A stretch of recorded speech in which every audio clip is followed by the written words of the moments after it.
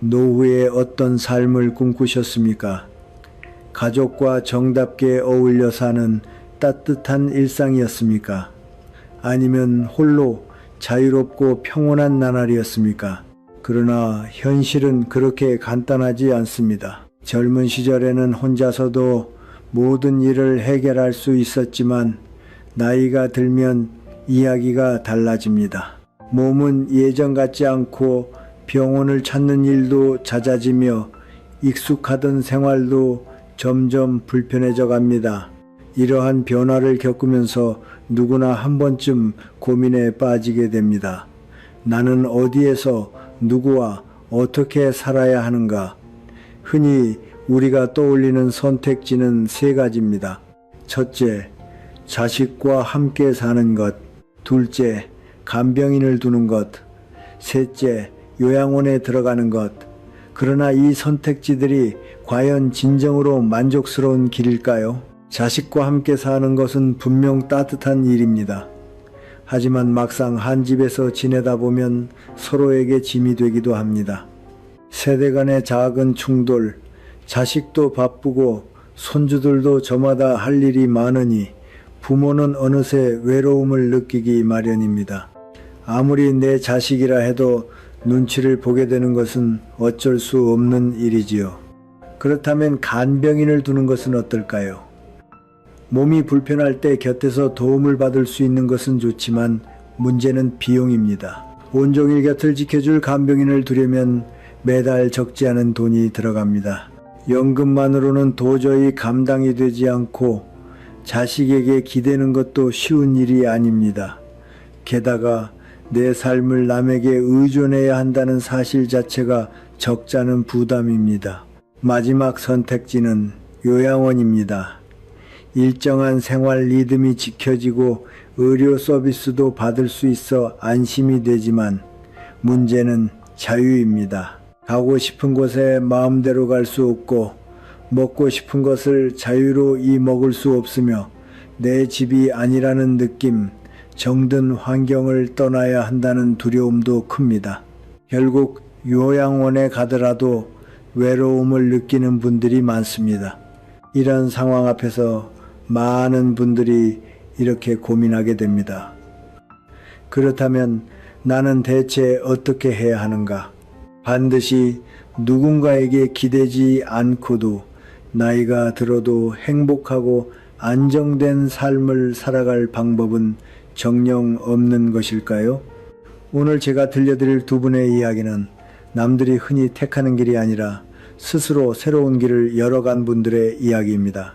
67의 정해철 어르신과 76의 윤복수 어르신, 두 분은 저마다 독자적인 방법으로 새로운 노후를 일구어 오셨습니다. 경제적으로 넉넉지 않아도 특별한 사회적 지원이 없어도 그분들은 각자의 처지 속에서 길을 찾아내셨습니다. 과연 이 두 분은 어떻게 하셨을까요?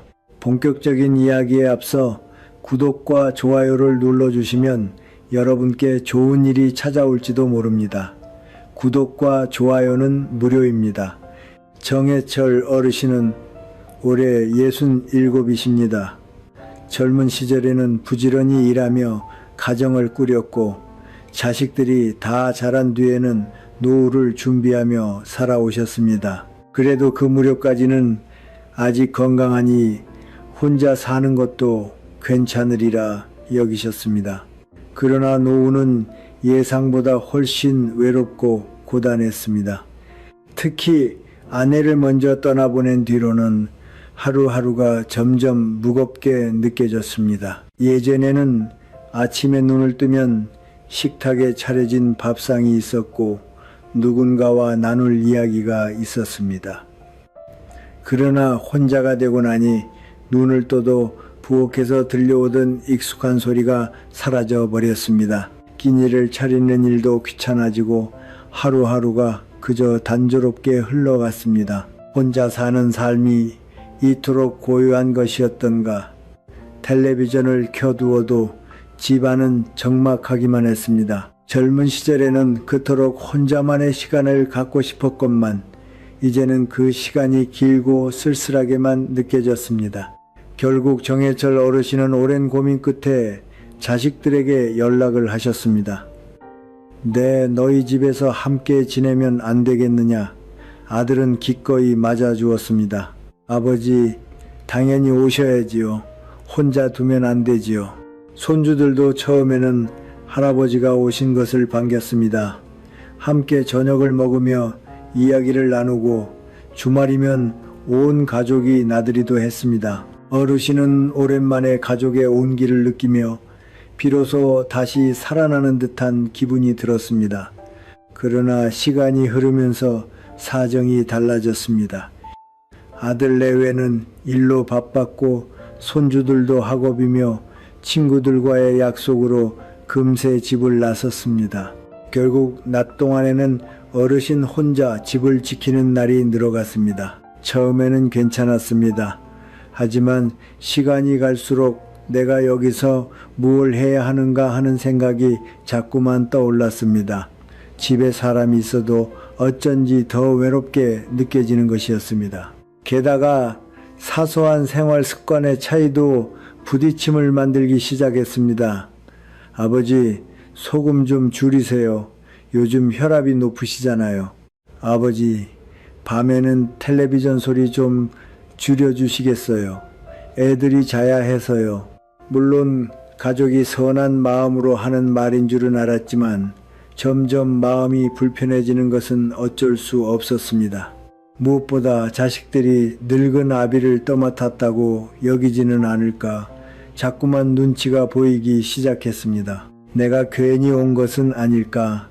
어르신은 속으로 그렇게 끙끙 앓았습니다. 자식들과 함께 지내는 것이 정답인 줄 알았는데 현실은 그렇게 간단하지 않았습니다.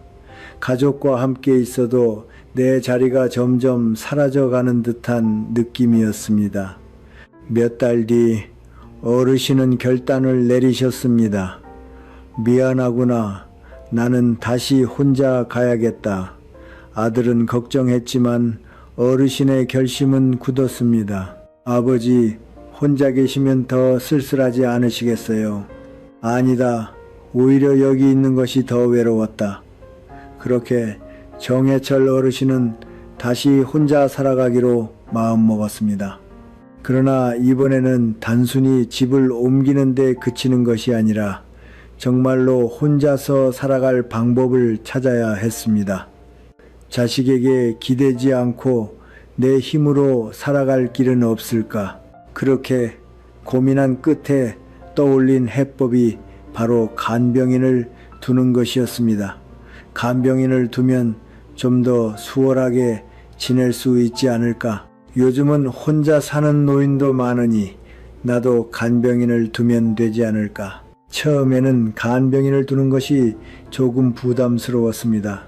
어르신은 아직 스스로 걸을 수 있었고 밥도 지을 수 있었으니까요. 하지만 손목이 예전만큼 단단하지 않아 무거운 물건을 드는 것이 힘에 부쳤고 이따금 요리를 하다 칼을 떨어뜨리기도 했습니다. 게다가 집안일도 점점 버거워졌습니다. 나도 이제 늙었나 보구나. 결국 어르신은 돌봄 서비스를 알아보기로 하셨습니다. 요양시설에 들어가거나 가사 도우미를 두는 방법도 있었지만 어르신은 부분 서비스를 택하셨습니다. 매일 오는 것은 아니지만 주 사흘 하루 4시간 정도 방문해 도와주는 서비스였습니다. 이만하면 나도 불편함 없이 자식들에게 기댈 필요도 없겠구나 싶었습니다. 간병인과 처음 마주했을 때는 솔직히 조금 어색했습니다. 50대 후반의 여성 간병인으로 여러 해 노인 돌봄 경험이 풍부하다고 했습니다. 어르신 처음엔 어색하실 거예요. 그래도 편하게 말씀하세요. 제가 할 수 있는 건 최대한 도와드릴게요.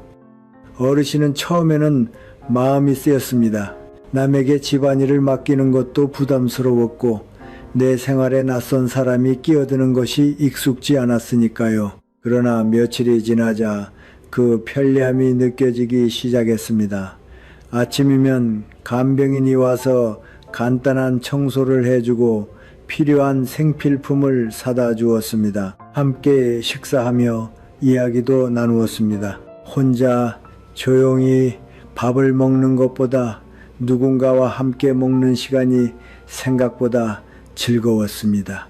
이거 의외로 나쁘지 않구나. 그러나 미처 생각지 못한 문제들이 잇따라 생겨나기 시작했습니다.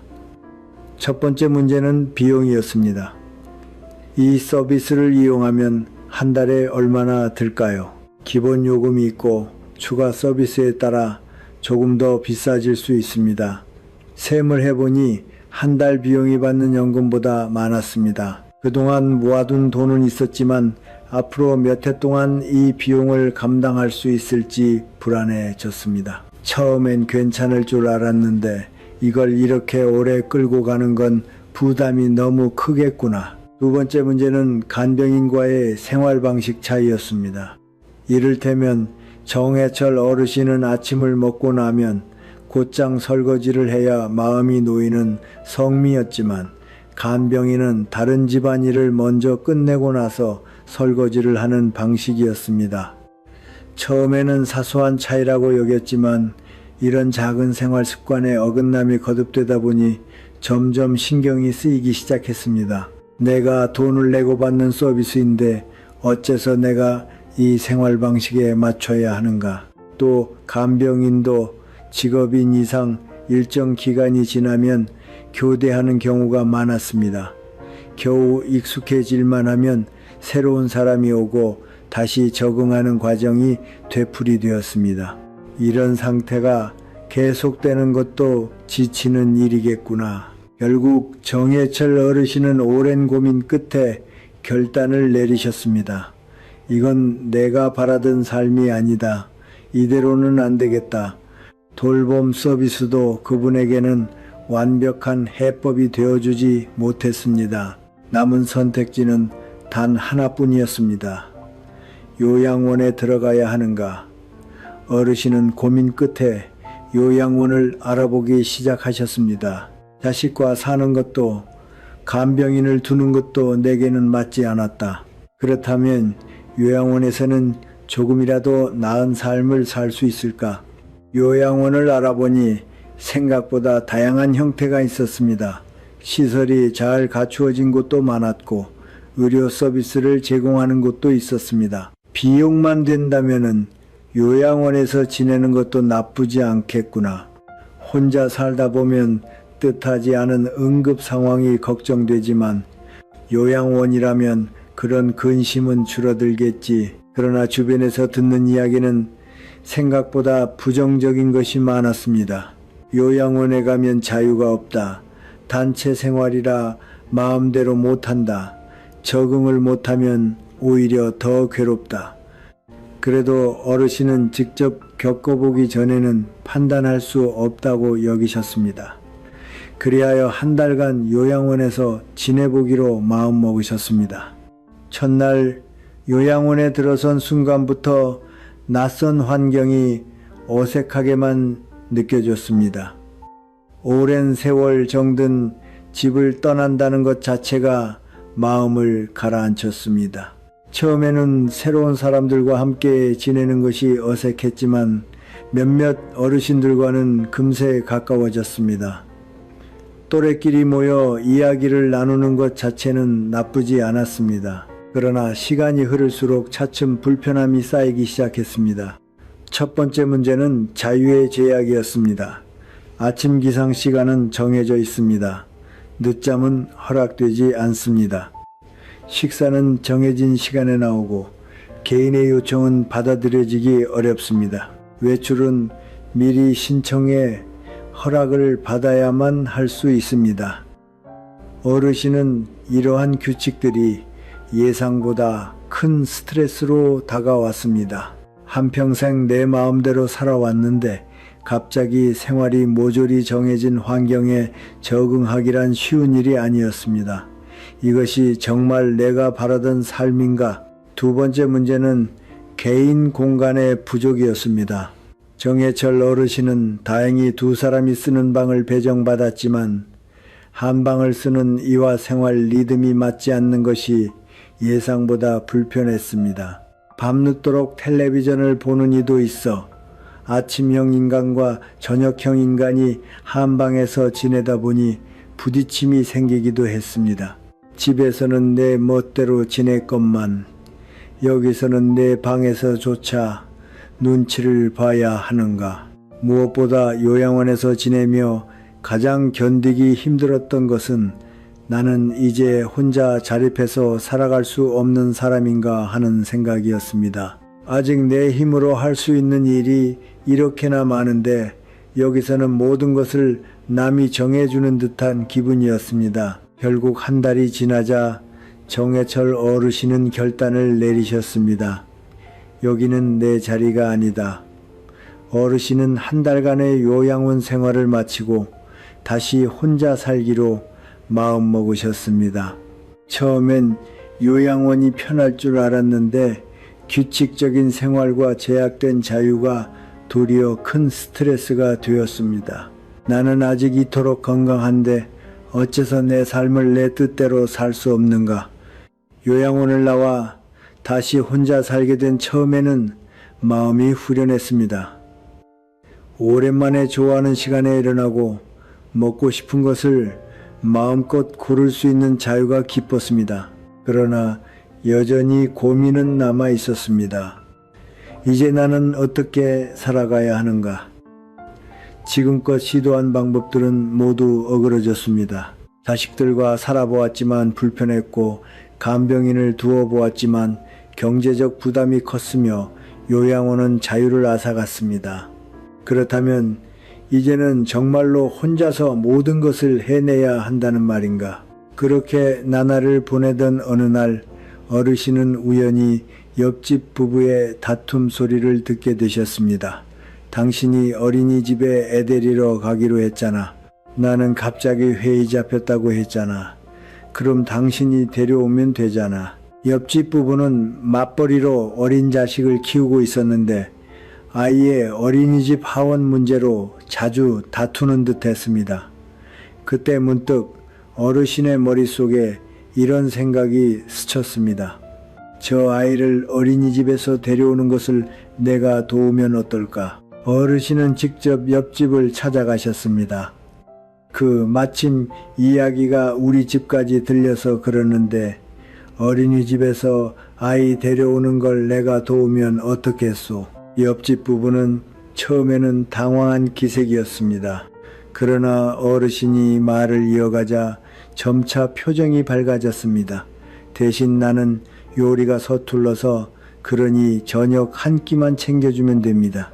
그렇게 어르신과 옆집 가족의 새로운 생활이 시작되었습니다. 어르신은 오후 5시가 되면 어린이집에 아이를 데리러 갔고 그동안 옆집 부부는 한결 여유롭게 저녁 준비를 할 수 있었습니다. 그 대신 저녁이면 옆집에서 따뜻한 집밥을 함께 먹을 수 있었습니다. 처음에는 단순한 약속이었지만 차츰 서로의 생활이 맞물리며 자연스레 도우며 지내는 사이가 되었습니다. 어르신, 마트에서 뭐 사올 것 있으세요? 저희 가는 김에 사다 드릴게요. 고맙구려. 대신 지난번에 보니 화장실 전구가 깜빡이던데 새 것으로 갈아두리다. 그렇게 조금씩 서로의 생활이 얽히면서 정해철 어르신은 새로운 형태의 노후를 살아가게 되었습니다. 나는 남의 도움을 받기만 하는 존재가 아니라 남을 도울 수 있는 존재이기도 하구나. 노후의 삶이란 그저 누군가에게 기대는 것이 아니라 서로 도우며 관계를 쌓아가는 것임을 깨달으신 것입니다. 이제 어르신은 외롭지 않습니다. 이웃과 더불어 살아가는 새로운 길을 찾으셨기 때문입니다. 그러나 이것이 끝이 아닙니다. 다음 이야기는 76세 윤복수 어르신의 이야기입니다. 그분은 또 다른 방법으로 자신의 노후를 열어가셨습니다. 윤복수 어르신은 창밖에 내리는 가을비를 바라보며 깊은 한숨을 내쉬셨습니다. 허리 디스크로 인한 통증은 하루가 다르게 심해져 혼자 생활하는 것이 점점 어려워지고 있었습니다. 해외 근무가 잦은 아들은 이따금 영상통화로 안부를 물을 뿐이었고, 대학생인 손주는 시험 기간이 아니면 가끔 들러 장을 보고 청소를 도와주는 정도였습니다. 이런 생활이 계속된다면 어르신은 말끝을 흐리며 다시 한숨을 내쉬셨습니다. 요양원에 들어가기에는 국민연금만으로는 어림도 없었고 간병인을 둘 여유도 없었습니다. 그날 밤 어르신은 우연히 텔레비전에서 시니어 쉐어하우스에 관한 다큐멘터리를 보셨습니다. 비슷한 처지의 노인들이 함께 살며 서로 돕고 생활비를 나누는 모습이 소개되고 있었습니다. 바로 이거다.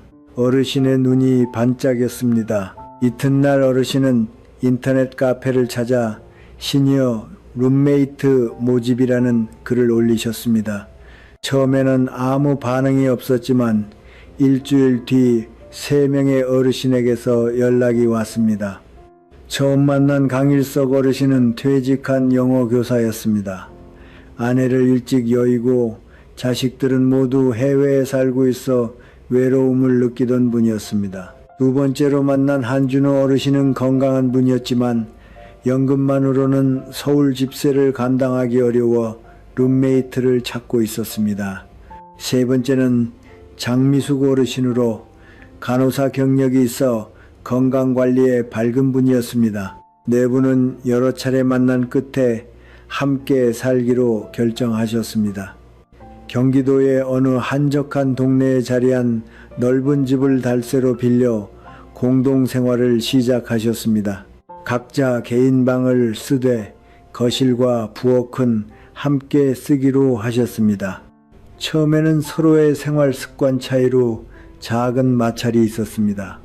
윤복수 어르신은 아침 일찍 일어나 라디오를 크게 트는 버릇이 있었고, 강일석 어르신은 밤늦도록 책을 읽는 저녁형 인간이었습니다. 한준호 어르신은 요리를 좋아해 부엌을 자주 차지했고, 장미숙 어르신은 청결에 유난히 신경을 쓰는 분이었습니다. 그러나 시간이 흐르면서 서로의 장점을 발견하게 되었습니다.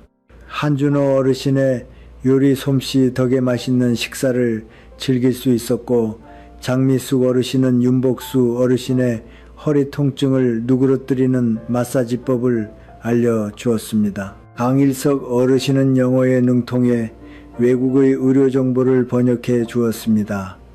윤복수 어르신은 오랜 직장 경험을 살려 살림 예산을 알뜰하게 꾸려나갔습니다.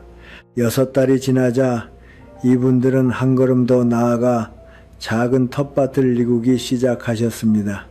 채소를 손수 길러 식비를 아끼고 남는 채소는 동네 시장에 내다 팔아 살림에 보탬을 얻으셨습니다. 또 네 분은 저마다의 전문 분야를 살려 동네 노인복지관에서 봉사활동을 시작하셨습니다. 윤복수 어르신은 재무상담을, 강일석 어르신은 영어교실을, 한준호 어르신은 요리교실을, 장미숙 어르신은 건강관리 강좌를 여셨습니다. 한 해가 지난 어느 날 아들이 잠시 귀국해 윤복수 어르신을 찾아왔습니다. 아버지, 혼자 지내시기 힘드실 줄 알았는데 오히려 행복해 보이세요. 아들이 그렇게 말했습니다. 어르신은 빙긋이 웃으셨습니다. 나도 처음엔 두려웠단다. 그런데 지금은 이렇게 사는 편이 더 좋구나. 혼자였다면 미처 몰랐을 새로운 즐거움을 참 많이도 찾았단다. 윤복수 어르신의 선택은 주변의 다른 노인들에게도 영감을 주었습니다.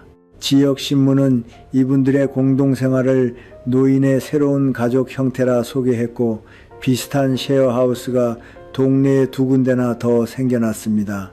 허리 통증은 여전했지만 어르신의 마음은 그 어느 때보다 가벼워졌습니다.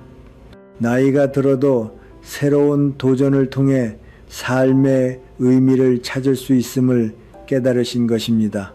이제 그분에게 노후란 끝이 아니라 또 다른 시작이었습니다. 이 두 가지 길에서 우리는 무엇을 배울 수 있을까요? 정해철 어르신과 윤복수 어르신은 저마다 다른 방법으로 자신만의 노후를 열어가셨습니다. 두 분의 이야기는 우리가 흔히 떠올리는 전통적인 노후의 삶이 반드시 정답은 아니라는 것을 보여줍니다. 지금껏 노후를 보내는 방식은 세 가지였습니다. 첫째, 자식과 함께 사는 것. 세대 차이와 생활 방식의 차이에서 불편이 생길 수 있습니다. 둘째, 간병인을 두는 것. 편리하지만 비용이 비싸 오래 유지하기가 어렵습니다. 셋째, 요양원에 들어가는 것. 기본적인 생활은 보장되지만 자유가 제약되어 적응이 어려운 경우가 있습니다. 지금까지 우리는 이 세 가지 가운데 하나를 고르는 수밖에 없다고 여겨왔지만 두 어르신은 새로운 대안을 찾아내셨습니다. 그렇다면 이 사례들로부터 우리 모두가 배워야 할 교훈은 무엇일까요? 첫째, 노후에도 남에게 도움을 줄 수 있는 존재가 될 수 있다는 것입니다. 많은 이들이 나이가 들면 남의 도움이 필요한 처지가 된다고 여기지만 실은 그렇지 않습니다. 정해철 어르신처럼 자신의 경험과 능력을 살린다면 오히려 사회에 필요한 사람이 될 수 있습니다. 둘째, 노인끼리의 공동생활을 통해 더 풍요로운 노후가 가능하다는 것입니다. 윤복수 어르신처럼 비슷한 처지의 노인들이 함께 살며 서로의 강점을 나누고 약점을 메워줄 수 있습니다. 경제적 부담을 나누는 데 그치지 않고 외로움을 덜어내며 저마다의 전문성과 경험을 살림으로써 더 풍요롭고 의미 있는 삶을 빚어나갈 수 있습니다. 혼자서는 풀 수 없는 문제도 여럿이 힘을 모으면 새로운 해법을 찾을 수 있는 법입니다. 셋째, 전통적인 방식이 아니라 나에게 맞는 새로운 길을 찾아야 한다는 것입니다. 자식에게 기대거나 요양원에 들어가야만 한다는 고정관념에서 벗어나면 훨씬 더 많은 가능성이 열립니다. 노후의 삶이란 그저 살아남기 위함이 아니라 어떻게 내 인생을 주체적으로 살아갈 것인가를 고민하는 과정이어야 합니다. 여기서 한 가지 중요한 물음이 남습니다. 그렇다면 나는 어떤 노후를 택해야 할까요? 이제야말로 이 물음을 깊이 헤아려 볼 때입니다. 정해철 어르신과 윤복수 어르신의 이야기를 들으며 많은 분들이 이런 생각을 품으셨을 것입니다. 내가 나이 들었을 때 어떤 선택을 해야 행복할 수 있을까? 실은 이 물음에 대한 정답은 저마다의 처지에 따라 다릅니다. 어떤 이에게는 자식과 함께 사는 것이 가장 좋은 길일 수 있고, 어떤 이에게는 홀로 살면서 가까운 이웃과 협력하는 편이 더 나은 선택일 수 있습니다. 중요한 것은 주어진 선택지 가운데 하나를 고른다는 고정관념에서 벗어나는 일입니다. 우리는 배웠습니다. 노후란 주어진 길을 그저 따라 걷는 것이 아니라 스스로 만들어가는 것임을, 내가 어떤 삶을 바라는지 헤아리고 나에게 맞는 방법으로 준비하는 것이 무엇보다 중요합니다. 오늘 여러분과 나눈 이야기가 여러분의 삶에서 중요한 결단의 순간 따뜻한 길잡이가 되어주기를 바랍니다. 여러분의 노후가 행복하고 의미 깊으며 따뜻한 시간이 되기를 진심으로 응원합니다. 인생의 나침반이 되는 이야기가 도움이 되셨다면 구독과 좋아요를 부탁드립니다. 앞으로도 도움이 되는 이야기로 찾아뵙겠습니다. 지금까지 시청해 주셔서 진심으로 감사합니다.